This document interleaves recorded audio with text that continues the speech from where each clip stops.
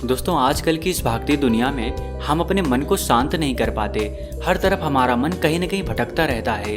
हमारे मन में तमाम तरह के विचार आते रहते हैं जो हमें परेशान करते रहते हैं। ना तो हमें चैन से नींद आती है और ना ही हम सुख शांति से रह पाते हैं।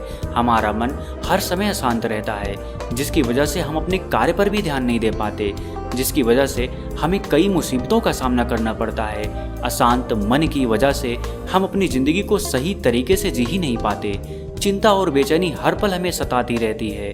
कहते हैं, अगर आपका मन शांत हो गया, यानी आप अपने मन को शांत करना सीख गए, तो आप दुनिया की हर एक वस्तु पर विजय पालोगे। मन के शांत होते ही आपको असीम सुख शांति का अनुभव होने लगेगा। आज की इस वीडियो में हम यही जानेंगे कि हम अपने मन को शांत कैसे करें। दोस्तों, एक बार की बात है, एक गरीब आदमी था। वो हर रोज नजदीक के बौद्ध मंदिर में जाकर वहाँ साफ सफाई का काम करता और फिर अपने काम पर चला जाता था। अक्सर वह उस मंदिर में अपने लिए रोज मांगता कि हे बुद्ध, मुझे आशीर्वाद दीजिए ताकि मेरे पास ढेर सारा धन दौलत आ जाए। एक दिन जब वह गरीब व्यक्ति उस बौद्ध मंदिर में साफ सफाई कर रहा था, साफ सफाई करने के बाद जब वह प्रार्थना के लिए बैठा तो उसने वही पुरानी बात दोहराई। वह अपने लिए ढेर सारा धन दौलत मांगता। उसकी यह बात एक बौद्ध महात्मा सुन लेते हैं। वे महात्मा बड़े ही चमत्कारिक महापुरुष थे। उन्होंने कई सारी सिद्धियां प्राप्त की थी, लेकिन कभी भी वह अपनी सिद्धियों का गलत उपयोग नहीं करते थे। बौद्ध महात्मा ने उस गरीब आदमी से पूछ ही लिया कि क्या तुम मंदिर में केवल इसलिए काम करने आते हो कि तुम्हें कुछ मिल जाए? उस गरीब आदमी ने पूरी ईमानदारी से कहा, हाँ महात्मा, मेरा उद्देश्य तो यही है कि मेरे पास ढेर सारा धन आ जाए, इसलिए तो यहाँ दर्शन करने आता हूँ। मैं बाजार में पटरी पर सामान लगाकर बेचता हूँ, पता नहीं मेरे सुख के दिन कब आएंगे। महात्मा ने कहा, तुम चिंता मत करो, जब तुम्हारे सामने अवसर आएगा तब ऊपर वाला तुम्हें आवाज नहीं लगाएगा, बस चुपचाप तुम्हारे सामने अवसर खोलता जाएगा। गरीब युवक चला गया। समय ने पलटा खाया। वो अधिक धन कमाने लगा, इतना व्यस्त हो गया कि मंदिर में जाना ही छूट गया। कई वर्षों बाद एक दिन वह सुबह ही मंदिर पहुंचा और साफ सफाई करने लगा। उसे फिर वही बौद्ध महात्मा मिल जाते हैं। बौद्ध महात्मा ने उससे बड़े ही आश्चर्य से पूछा, क्या बात है, इतने वर्षों बाद याद आया? सुना है तुम बहुत बड़े सेठ बन गए हो। वो व्यक्ति बोला, मैंने बहुत धन कमाया, अच्छे घरों में बच्चों की शादियां की, पैसे की कोई कमी नहीं है, पर दिल में चैन नहीं है। मन में आता है कि रोज सेवा करने आता रहूं, पर आ ना सका। हे प्रभु, आपने मुझे सब कुछ दिया, पर जिंदगी में चैन नहीं दिया। बौद्ध महात्मा ने कहा, तुमने वह मांगा ही कब था जो तुम्हें चैन मिलेगा? धन तुम्हें चाहिए था, वो तो तुम्हें मिल गया, तो फिर आज यहाँ क्या करने आए हो? उसकी आंखों में आंसू भर आए। वह वहीं पर उन बौद्ध महात्मा के चरणों में गिर पड़ा। अब कुछ मांगने के लिए सेवा नहीं करूंगा, बस मन को शांति मिल जाए। बौद्ध महात्मा ने कहा कि पहले यह तय करो कि अब कुछ मांगने के लिए मंदिर की सेवा नहीं करोगे, बस मन की शांति के लिए ही आओगे। महात्मा ने कहा कि हम तुम्हें 10 सूत्र के बारे में बताएंगे। अगर तुम उन 10 सूत्र को समझ लोगे तो तुम्हारी जिंदगी में सुख शांति आ जाएगी, लेकिन अगर तुम मेरी उन 10 बातों को सुनने के लिए तैयार हो तो ही मैं बोलूँगा। सेठ ने कहा कि हे महात्मा, आप जो भी कहेंगे मैं आपकी सारी बात सुनूंगा, क्योंकि मैं अब दुनिया से ठोकर खाकर लौट आया हूँ। अब मुझे शांति चाहिए, कृपया आप मुझे वह 10 सूत्र बताने का कष्ट करें। महात्मा ने कहा कि मन को शांत रखने के लिए पहला सूत्र है, किसी के काम में तब तक दखल ना दें जब तक कि आपसे पूछा ना जाए। महात्मा ने कहा कि कई बार यह भी देखने को मिलता है कि कुछ लोग बिना राय मांगे अपनी राय देने लगते हैं और दूसरे के कामों में दखल अंदाजी करने लगते हैं, जिससे कई बार होता है कि सामने वाले को उसकी बातें अच्छी नहीं लगती। जब तक आपसे बोला न जाए तब तक आप किसी के काम में दखल अंदाजी ना दें। अगर आप हर जगह इधर उधर की फालतू की बातों में रहेंगे, दूसरे के कामों में टांग अड़ाते रहेंगे, तो आप तमाम तरह के विचारों में उलझे रहेंगे, जो आपके मन को हमेशा अशांत करता रहेगा। महात्मा ने कहा कि मन को शांत करने के लिए दूसरा सूत्र है, माफ करना और कुछ बातों को भूलना सीखें। कई बार कुछ लोगों को देखा जाता है कि कोई बात उनके मन में बैठ गई तो वे उस बात पर बार बार विचार करते रहते हैं। यह क्यों हो गया, वह कैसे हो गया, उसने मेरे साथ ऐसा किया। यह सब विचार उनके दिमाग में चलते रहते हैं, जो कि उनके दिमाग को बार बार अशांत कर देता है।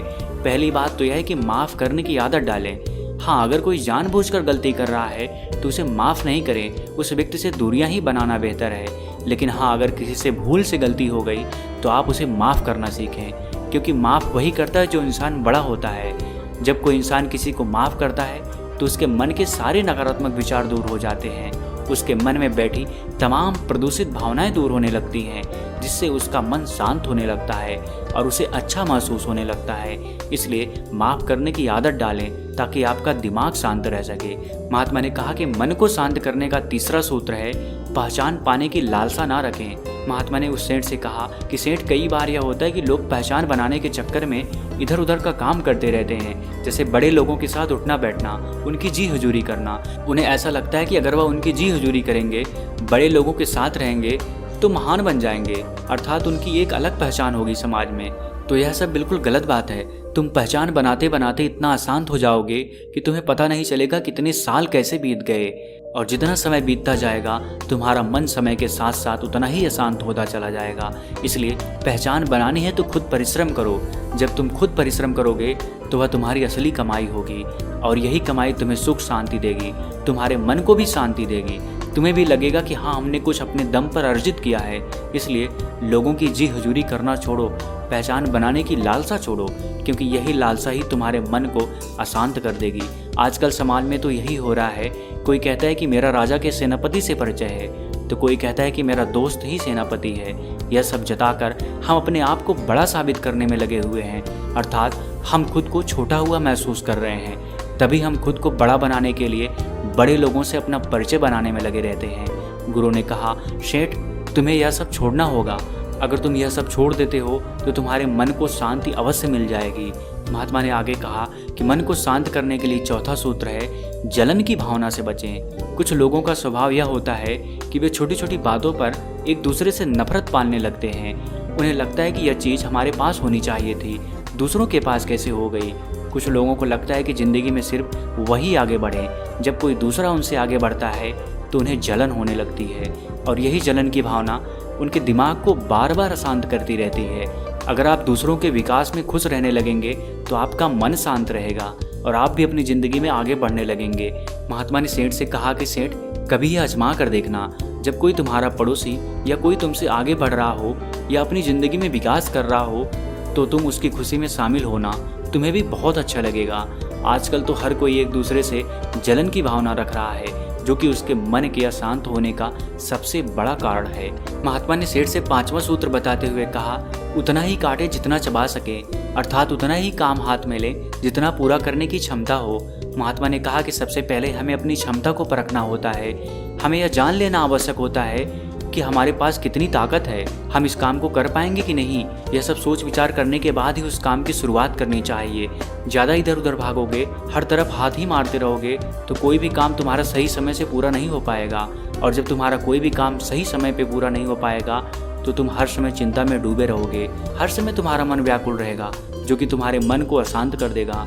इसलिए पहले अपनी क्षमता को पहचानो और उस क्षमता के अनुरूप ही काम का चुनाव करो। अगर तुम ऐसा करोगे तो तुम्हारा मन शांत रहेगा। महात्मा ने कहा कि मन को शांत करने का छठा सूत्र है, रोजाना ध्यान करें। यह सबसे महत्वपूर्ण सूत्र है। अगर तुम सब कुछ करते हो लेकिन तुम इस सूत्र का पालन नहीं करते हो तो तुम्हारा मन कभी भी शांत नहीं रह पाएगा। कोई भी काम करो, कितना भी तुम व्यस्त क्यों ना हो, लेकिन तुम सुबह उठकर ध्यान करने की आदत डालो। ध्यान करने से तुम्हारे अंदर एक सकारात्मक ऊर्जा का विकास होता है, तुम खुद को जान पाने में सफल हो पाते हो। ध्यान से तुम्हारे शरीर की सभी प्रक्रियाएं सुचारू रूप से चलेंगी और शरीर के हार्मोन संतुलित मात्रा में अपना अपना काम करते रहेंगे। इसलिए प्रतिदिन ध्यान करने की आदत डालें, क्योंकि ध्यान ही एकमात्र ऐसा तरीका है जिससे हम कुछ भी पा सकते हैं। महात्मा ने सातवां सूत्र बताते हुए कहा कि खुद को माहौल में ढालने की चेष्टा करें। जिस माहौल में तुम रह रहे हो सबसे पहले उसमें ढलने की कोशिश करो, क्योंकि रहना तुम्हें वहीं है। मान लो अपने इस भारतवर्ष में जब बारिश का मौसम आता है तो हम अपने अनाज को अपने घर में रख लेते हैं। ठंड का मौसम आता है तो हम ऊनी कपड़े पहन लेते हैं। गर्मियों का मौसम आता है तो हम हल्के सूती कपड़े पहनते हैं। इसका मतलब यह है कि हम मौसम के हिसाब से अपने आप को ढाल लेते हैं। महात्मा कहते हैं कि इंसान वही सफल होता है जो अपने आप को उस परिवेश में ढाल पाता है, परिस्थितियाँ कैसी भी हों। लेकिन अगर तुम उन परिस्थितियों के हिसाब से ढलने में सफल हो गए तो फिर तुम्हारा मन शांत रहेगा। महात्मा ने सेठ से आठवां सूत्र बताते हुए कहा, जो कभी बदल नहीं सकता उसे सहना सीखो। कई बार हम कुछ ऐसे कार्य करने लगते हैं जिसका ना तो कोई सर होता है और ना ही कोई पैर। अगर ऐसा कार्य हम करेंगे तो हमारा समय बर्बाद होगा, इसमें कुछ भी मिलने वाला नहीं है। जो हमारे वश में है हमें उस काम को पूरी ऊर्जा के साथ करना चाहिए। अगर हमें बड़े बदलाव लाना है तो पहले में छोटे छोटे बदलाव खुद हमारे अंदर लाने होंगे। बड़ी सफलता अर्जित करने से पहले खुद की छोटी छोटी गलतियों को सुधारना बहुत ज़रूरी होता है। मान लो अगर गर्मी पड़ रही है तो तुम ठंडी का मौसम नहीं ला सकते हो, या मैं कहूँ कि गर्मी के मौसम में तुम अगर यह सोचो कि मौसम ठंडा हो जाए तो यह कभी नहीं होने वाला है। तुम्हें खुद को बदलना पड़ेगा। खुद को बदल लोगे तो मौसम का कोई भी प्रभाव तुम पर नहीं पड़ेगा, अर्थात परिस्थितियों का कोई भी प्रभाव तुम पर नहीं पड़ेगा। इसलिए जो कभी बदल नहीं सकता तुम उसे बदलने में अपना समय बर्बाद मत करो। 9वां सूत्र महात्मा बताते हुए कहते हैं कि किसी भी काम को टाले नहीं और ऐसा कोई काम न करें जिससे आपको बाद में पछताना पड़े। महात्मा ने कहा कि अक्सर लोग यही करते रहते हैं कि आज का काम कल पर टालते रहते हैं, और फिर जब कल का काम करना होता है तो उनके पास पहले वाले काम का बोझ तो रहता ही है, साथ ही साथ आज के काम का भी बोझ बढ़ जाता है। तो ऐसे लोग उस काम को नहीं कर पाते हैं। इसीलिए जो आज का काम है तुम उसे आज ही कर लो। आज समय रहते जो भी काम है तुम उस काम को सही समय पर निपटा दो, जिससे कि तुम्हें बाद में कोई पछतावा ना हो। मन को शांत करने के लिए महात्मा 10वां और अंतिम सूत्र बताते हुए कहते हैं कि दिमाग को खाली ना रहने दें। कहते हैं कि खाली दिमाग शैतान का घर होता है। अगर तुम्हारा दिमाग खाली होगा, तुम्हारे पास कोई काम नहीं होगा, तो तुम्हारे दिमाग में तमाम तरह के विचार आते रहेंगे और वे विचार समय के साथ साथ इतने बढ़ते जाएंगे कि तुम्हारे मन को अशांत कर देंगे। इसलिए अपने जीवन में कोई उद्देश्य रखो और फिर उस उद्देश्य की पूर्ति के लिए पूरी सकारात्मक ऊर्जा के साथ जुड़ जाओ।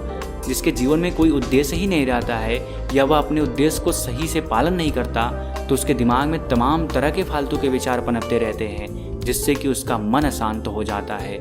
महात्मा 10 सूत्र बताकर सेठ से कहते हैं कि सेठ अगर तुम यह 10 सूत्र अपनी ज़िंदगी में इसका सही से अनुसरण करोगे तो तुम्हारा दिमाग कभी इधर उधर भटकेगा नहीं, तुम्हारा दिमाग हमेशा शांत रहेगा। जब तुम्हारा दिमाग शांत रहेगा तो तुम सकारात्मक ऊर्जाओं से भरे रहोगे। इतना कहकर वे महात्मा मौन हो गए। सेठ इतने साल से मंदिर आ रहा था, पर उसे आज जो मिला वो शायद उसे इतने सालों में कभी नहीं मिला था। अब उसके दिमाग के विचार ठहर गए थे, उसके चेहरे पर एक शांति दिखाई दे रही थी। वह उन महात्मा को दंडवत प्रणाम करता हुआ अपने घर वापस आ जाता है। दोस्तों, उम्मीद है इस वीडियो से आपको बहुत कुछ सीखने को मिला होगा, और अगर आप पहली बार हैं तो हमसे जुड़ने के लिए इस चैनल को सब्सक्राइब करना मत भूलिएगा। मिलते हैं अगली वीडियो में कुछ नए विचारों के साथ। तब तक के लिए आपका बहुत बहुत आभार।